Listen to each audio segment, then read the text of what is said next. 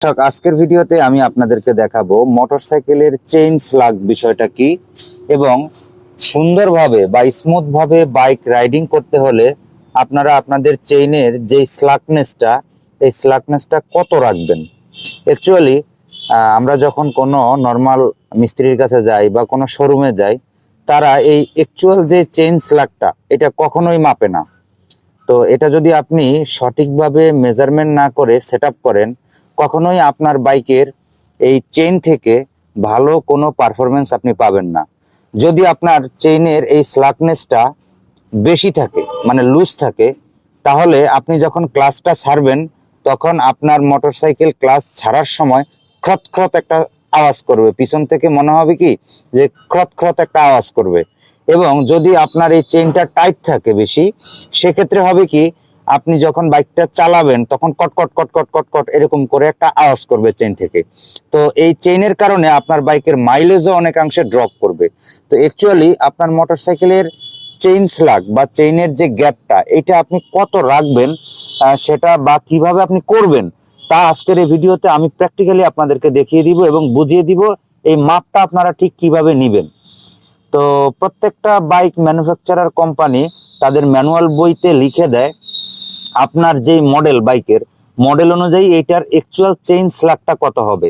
এখন আমার এটা হচ্ছে এফজেড গাড়ি, তো এফজেড গাড়ির ক্ষেত্রে চেইন স্লাগের যে পরিমাপটা এটা হচ্ছে 30 থেকে 40 তো সঠিকভাবে চেইন স্লাগ মাপার জন্য আপনারা সর্বপ্রথম কি করবেন আমি আপনাদেরকে একটু দেখাই। দেখেন, আপনাদের এই যে চেইনের যে রোলারের পিনগুলো, এই পিনগুলো হচ্ছে এর সেন্টার পয়েন্ট, ঠিক আছে।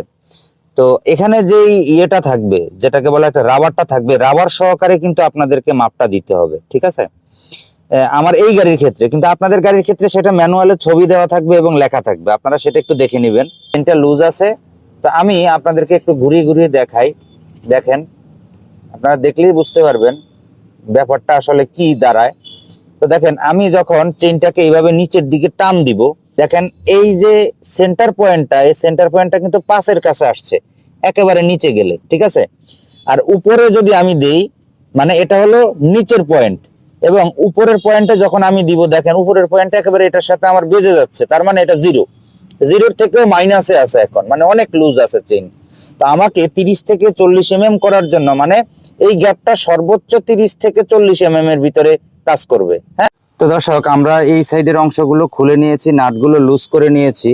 এখন কথা হচ্ছে আমরা চাচ্ছি আমরা 30 থেকে 40 রাখবো। এখন আমরা সেটা 30ও রাখতে পারি, আমরা 35ও রাখতে পারি, আমরা 40ও রাখতে পারি। যদি আমরা স্লাগটা 40 রাখি, তাহলে আমাদের সেন্টার পয়েন্ট থেকে উপরের দিকে হবে 20, নিচের দিকে হবে 20, তার মানে হবে টোটাল 40। যদি আমরা 30 রাখতে চাই তাহলে উপরে 15, নিচে 15। এখন আমরা কি করব, আমরা রাখবো 35। তো আমরা 35 যদি আমরা রাখতে চাই, দেন সেই ক্ষেত্রে আমরা কি করব, আমরা প্রথমে একটু লুজ দিয়ে আপনাদেরকে একটু দেখাই। আমি লুজ দিলাম। তো আমরা 35 যদি আমরা রাখতে চাই, সেই ক্ষেত্রে আমরা এটাকে এইভাবে করব। দেখেন, আমি এখানে কিন্তু আস্তে আস্তে করে এখানে টাইট দিলে আমার চেইনটা কিন্তু দাঁড়িয়ে যাবে। তো দেখেন, আমরা এখন 35 রাখবো। তো 35 রাখতে গেলে আমাদের 17.5 করে উপরের দিকে 17.5 আর নিচের দিকে 17.5 রাখতে হবে, ঠিক আছে। তো আমরা এখন 17.5টা আমরা টাইট দিচ্ছি আস্তে আস্তে, চেইনটা আস্তে আস্তে উপরের দিকে উঠতেছে। দেখেন, আমরা 17.5 রাখবো, ঠিক আছে। তো আমাদের এখন সেন্টার পয়েন্ট আছে হলো 3-এ। এখানে সেন্টার পয়েন্ট আমার এখন মানে টাইট দেওয়ার পরে আমি সেন্টার পয়েন্টটাকে রেখেছি 30-এর এই সোজা। তো 30-এর এই সোজা রাখাতে তার মানে এখানে 10, 20, 30, ঠিক আছে, এই 30-এর এই সোজা রাখছি, কিন্তু অ্যাকচুয়ালি আমরা রাখবো 35-এ। এখন দেখেন, আমি প্রথমে নিচের দিকে টান দিব এই 30 থেকে। চেনটা যখন আমি নিচের দিকে সর্বোচ্চ টান দিব, আমার চেনটা আসে হলো 4 সোজা, তার মানে এখানে আমার 10 মানে নিচের দিকের স্লাকনেস হচ্ছে 10 আর উপরের দিকের স্লাকনেসটা যদি আমি আপনাদেরকে দেখাই, যেহেতু 30-এর এখানে আছে, উপরের দিকের স্লাকনেসটা আছে হলো 5 মানে 5 বাদ আছে, বাট এটার উপরের বডিটা তো এটার সাথে বেজে যাচ্ছে। তো এখানে 5 বাদ দিতে হবে আমাকে, সেটার জন্য 5 বাদ দিলে আমাদের এখানে আসে হলো 25। তো 25 আর নিচের হলো 10, টোটাল আমার এখন অ্যাকচুয়াল স্লাকনেস হলো 35। তো কোম্পানি বলেছে আপনি 30ও রাখতে পারেন, 30 থেকে 40-এর ভিতরে রাখবেন। এজন্য আমি টোটাল এটাকে 35 হিসেবে সেট আপ করেছি এবং এটি হচ্ছে এই গাড়ির অ্যাকচুয়াল চেইন স্লাকের মেজারমেন্ট। দর্শক, চেইন স্লাকটা মানে প্রথম আপনি তো এই সাইডেরটা করবেন, তো এই সাইডেরটা করার পরে আপনার এখানে দেখবেন অনেকগুলো দাগ আছে। অনেকেই মনে করে এই দাগ দেখে সঠিকভাবে মূল্যায়ন করা যায়, কিন্তু কখনোই আপনার চাকার যে এলিংমেন্টটা, মানে চাকাটা কি এইদিকে রয়েছে না এইদিকে রয়েছে, এই এলিংমেন্টটা মিলানোর জন্য আপনারা যদি এই দাগ ফলো করেন তাহলে কোনোদিনও আপনার গাড়ির এই চাকা সঠিক লেভেল বরাবর থাকবে না। কারণটা হচ্ছে এইটার যে স্টিক রডটা থাকে, এই স্টিক রডের সাথে যে পয়সাটা থাকে, এই পয়সাটা হয় কোনো সময় একটু এইদিকে থাকে, নাইলে কোনো সময় এইদিকে থাকে। তো আপনি পয়সার হিসাব করে, মানে এখানের যে ওয়াশার আছে, ওয়াশারের হিসাব করে কখনোই আপনি এইটার চাকার এলিংমেন্টটা মিলাতে যাবেন না। চাকার এলিংমেন্টটা কিভাবে মিলাবেন, যেহেতু প্রথমে আপনি চেইন স্লাকের জন্য চাকাটাকে অ্যাডজাস্ট করেছেন, মানে এই পাশটা, এরপর আপনাকে ভালো মানের একটা স্কেল নিতে হবে। তো দেখেন আমরা একটা স্কেল নিলাম। স্কেল নেওয়ার পরে দেখেন আমরা এখন মেজারমেন্টটা কিভাবে করি আমি আপনাদেরকে এভাবে দেখাই। দেখেন মেজারমেন্টটা কিভাবে করি। দেখেন এখানে আমার যে এখানটাতে যে ওয়াশারটা রয়েছে, এই ওয়াশার সহকারে আমরা মাপটা দিচ্ছি এখন। দেখেন এই পয়েন্ট থেকে আমি মাপ দিব, এই পয়েন্ট থেকে আমার একেবারে এই নাটের মাথাটা মাপ দিব। কারণ আপনি এটা মনে রাখবেন, আপনার দুটি চাকার নাটের মাপ কিন্তু একেবারে সেম, কিন্তু আপনি যদি এই জিনিসটা দিয়ে মাপটা ধরেন তাহলে এই ওয়াশারটা কিন্তু ফ্লেক্সিবল, মানে এই যে ওয়াশারটা রয়েছে এই ওয়াশারটা কখনোই সঠিকভাবে মানে থাকে না, কারণ এটা গজে। তো আপনি ওয়াশারের গ্যাপের সাথে যদি এগুলোর গ্যাপ মিলেন কখনোই আপনি এটা মিলাতে পারবেন না। তো আমরা ওই পাশের মাপটা নেওয়ার পরে যখন সেই অংশে যখন আমরা এইটাকে মাপ দিব তখন আমরা বুঝতে পারবো কতটুকু গ্যাপ আছে। দেখেন এইখানটাতে আমার কত বড় গ্যাপ আছে। এখন আমাদেরকে জাস্ট এটাকে আস্তে আস্তে করে হালকা হালকা করে টাইট করতে হবে। তো আমরা এবার এটাকে একটু টাইট দিচ্ছি। দেখেন এটাকে টাইট দিলেই আস্তে আস্তে করে ওই গ্যাপটা পূরণ হয়ে যাবে এবং চাকাটা আস্তে আস্তে তার সঠিক মেজারমেন্টে চলে আসবে। তো আমরা একটু একটু করে টাইটটা দিচ্ছি। তো আস্তে আস্তে করে আমাদের চাকাটা চলে আসতেছে। দেখেন এখন আমরা আবার একটু মাপটা দিব, দেখি কি অবস্থা হয়। এখন আমরা মাপটা দিয়ে দেখি, হ্যাঁ আমাদের ইয়েটা এখনো কিন্তু আসে নাই। তো এবার আমরা আরো টান দিব জিনিসটাকে। আমরা আরো টান দিলে চাকাটা আমার আরো এদিকে আগাবে এবং এইটা যখন আপনি টান দিবেন, টান দিলে আপনাদের আবার ওই পাশেরটাও কিন্তু ঘুরে যাবে, এটাও আপনাদের মাথায় রাখতে হবে। ওইটাকেও আবার একটু এলিংমেন্ট করার প্রয়োজন পড়তে পারে। তো এবার আমরা আগে ওই পাশেরটা আবার একটু মেপে দেখি, তা না হলে বারবার কিন্তু জিনিসটা নষ্ট হয়ে যাবে। দেখেন আমাদের এটা কিন্তু সঠিক পয়েন্টেই আছে। জাস্ট আমরা এবার এই পয়েন্টটাকে একটু মাপ দিয়ে দিব।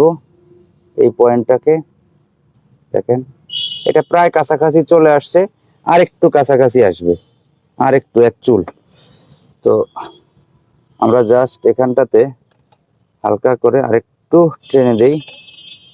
বেশি টানা যাবে না, যতটুকু প্রয়োজন অতটুকুই টানবেন, এর বেশি টানার কোনো প্রয়োজন নেই।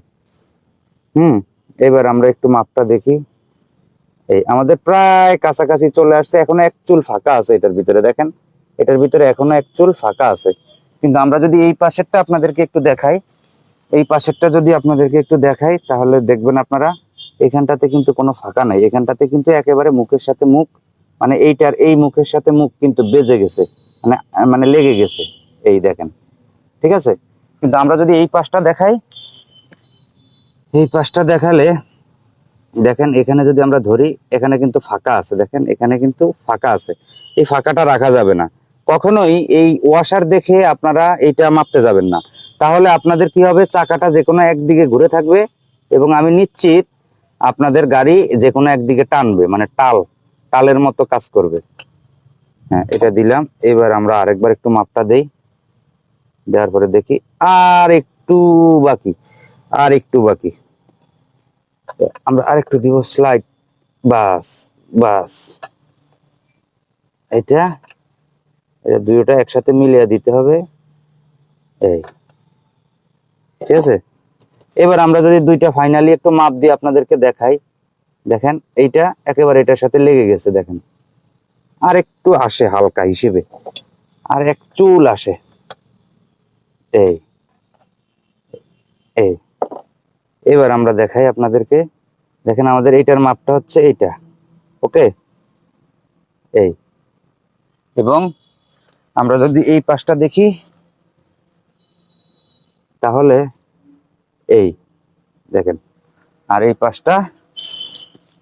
পাশটা হচ্ছে না, এটা আরেকটু হবে।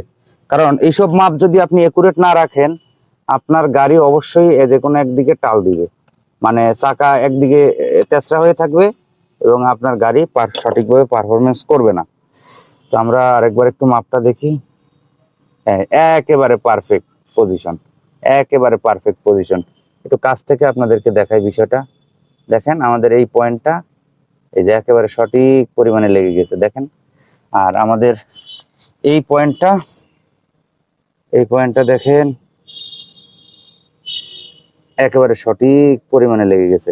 তো এটি নিয়ে আপনাদের যদি কোনো প্রশ্ন থাকে তাহলে অবশ্যই আমাকে কমেন্ট করে জানাবেন। ভিডিওটি দেখার জন্য অনেক অনেক ধন্যবাদ। ভিডিওটি ভালো লাগলে শেয়ার করবেন। ধন্যবাদ সবাইকে।